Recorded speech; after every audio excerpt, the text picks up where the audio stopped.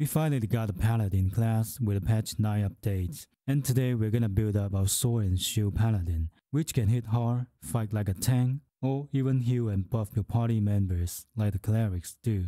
Let's just get right into it. Starting with the character creation. In this build, we mainly focus on dexterity, constitution, and charisma. Look for a race that gives you at least one of these benefits. The elf, the tiefling, the drow, human, half-elf, and the Lightfoot halfling are the most suitable choice. I personally like to choose a race with a dark vision, so I don't have to deal with a lightning problem when fighting in a dark environment. I'll just go with a drow, which gives you +2 on dexterity and +1 on charisma. Then your ability points should look something like this: dexterity 17, constitution and charisma 15. In this game, you also have other ways to improve your ability points, such as the Volo's Eye, which provides you a +1 on charisma at the cost of -1 on intelligence. This way, you'll have 16 charisma when you reach the Jewish Grove. Then at level 4, you can use the ability improvement fee to boost your dexterity to 18.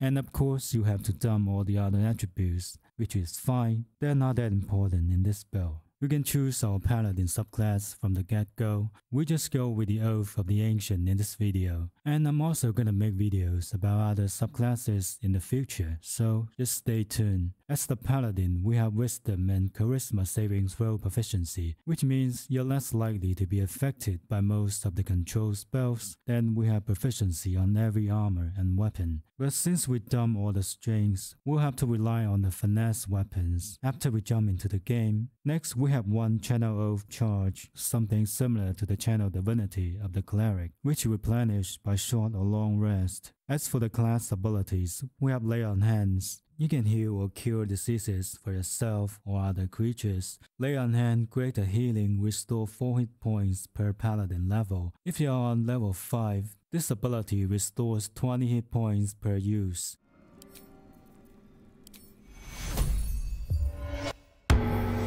And it uses your Lay on Hand charges instead of your spell slots, which is really nice, and you can spend your spell slots on dealing damage. The only downside is it's used in melee range, so you need to be close enough to another character. Lay on Hands lesser healing restores 2 hit points per paladin level, costing 1 Lay on Hand charge each time. Lay on Hands Cure, which cures all diseases and poison affecting a creature.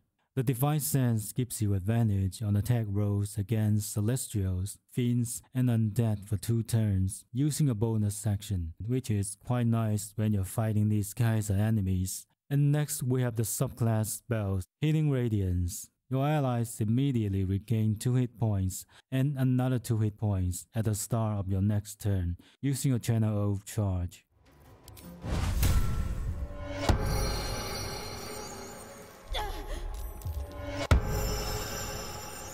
You can cast this spell per short or long rest, and this effect also multiplies by a paladin level. It's gonna be very effective when combined with other healing items, such as the Hellrider's Prime. If you manage to heal multiple creatures in a fight, they're gonna have resistance to bludgeoning, piercing, and slashing damage for 2 turns, which is a huge deal, and could possibly turn the tide of a fight. At level 2, you got a few new spells. The Divine Smite, which deals an extra 2d8 radiant damage to your attack and an additional 1d8 if the target is a fiend or undead. This spell also has a reaction version. With a new reaction system, we can do a lot of new stuff. If you click this reaction icon, you can open the reaction page, check these little boxes, then it's gonna act like the old reaction system, where when the conditions are met, the reaction will automatically apply. And if you check the Ask option, the reaction window is gonna pop up and ask you if you want to apply the reaction.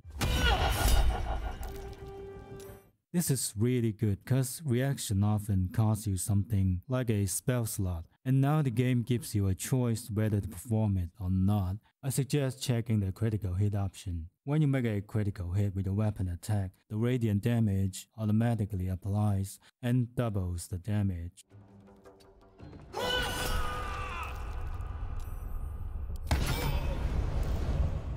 And we also got a few new spells to choose from. The Compel Duel, forcing an enemy to only attack you if they fail a wisdom saving throw, which is not bad, but normally I'll save my spell slots for the smite spells. The Divine Favor, your weapon deals an additional 1d4 radiant damage, which requires concentration. This would be really great if you're wielding 2 weapons or 2 hand crossbows. Then we have a few smite spells. The Thunderous Smite, which deals an extra 2d6 thunder damage as you strike, and pushing your target 3 meters away and possibly knocking it prone. But this costs you both an action and a bonus action. When you reach level 5, you can cast this spell first. If the target was knocked prone, you can use your extra attack on the same target and you'll have advantage on your attack rolls. The Wrathful Smite deals an extra 1d6 psychic damage and possibly frightens your target. This is a pretty good choice if you want to constrain a certain enemy. One thing I gotta mention though,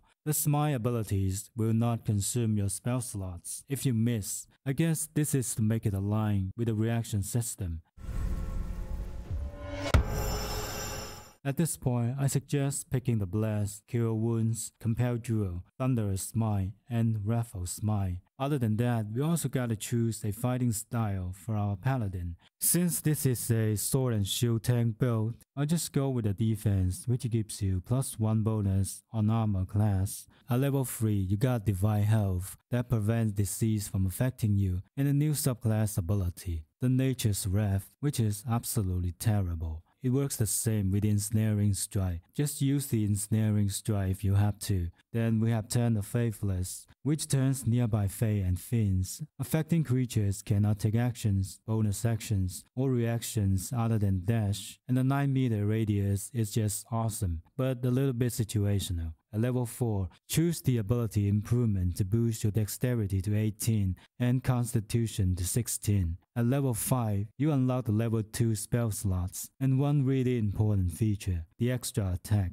After you make a weapon attack, you can make an additional free attack. And then we have 5 class spells, 8, Lesser Restoration, Magic Weapon, Protection from Poison, and Branding Smite, some of which are also new to the game. The Magic Weapon adds a +1 bonus on attack and damage rolls. Honestly, it's not worth the level 2 spell slot, and it also requires concentration. The Branding Smite pretty much works the same as the Divine Smite, except it prevents the target from being invisible. A bit situational, and most of the time, the Divine Smite would be a better option. Then 2 subclass spells, the Misty Step and the Moonbeam. They're both really great, but you can afford to use them. The Paladin is a class that relies heavily on spell slots, and they often got burned out pretty quickly. As for the gear, I'm using the Helmet of Smiting. When you apply a condition with one of your smite spells, you got temporary hit points equal to your charisma modifier. The Spider Seal armor is really great for spellcasters, because it gives you advantage on constitution saving throws, which means you're more likely to keep your concentration when you get hit. I've been using this armor since I got it, and my blast concentration is really hard to break. And you also got +4 modifier to your armor class, given you have 18 dexterities, which makes it as good as any medium armor. The Hellrider's Pride comes really handy for a healer. It gives physical resistance to any creatures you heal, but this effect doesn't apply to yourself. You can heal multiple targets with a healing radiance.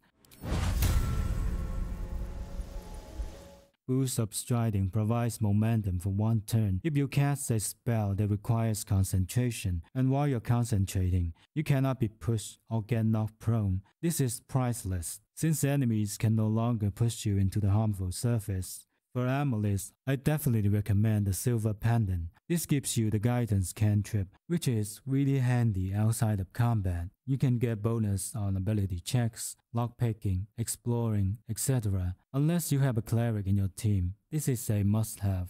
The Whispering Promise also gives you decent benefits with healing. Any creatures you heal also receives a 1d4 bonus to attack rolls and saving throws, just like the Blast. For weapons, a rapier will do just fine since this is a dexterity build, and the glowing shield which you can find in the goblin camp. For the ranged weapon, you can use a longbow or a crossbow. This will give you more flexibility to handle a fight. The fighting is pretty simple. buff your team with blast before combat, and smite everything. If a party member needs healing, just heal them with lay on hands or healing radiance.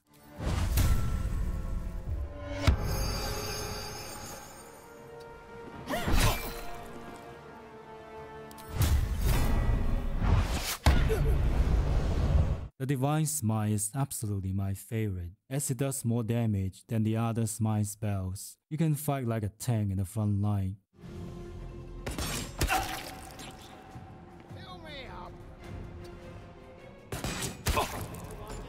And you know what's the hardest part playing a Paladin? Not breaking your oath. If you were the first time playing the Paladin in Baldur's Gate 3, there's a good chance you could break your oath and make you an oath breaker. If you don't like that, you cannot kill innocent people or make evil choices like you normally do. I just broke my oath so many times in this playthrough, and sometimes I didn't even know why. But even if you did, it's no big deal. Find this guy in your camp, pay 2,000 gold to reclaim your oath, then steal your money back afterwards. You're good to go.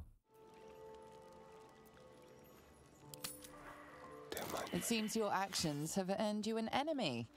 And a fight.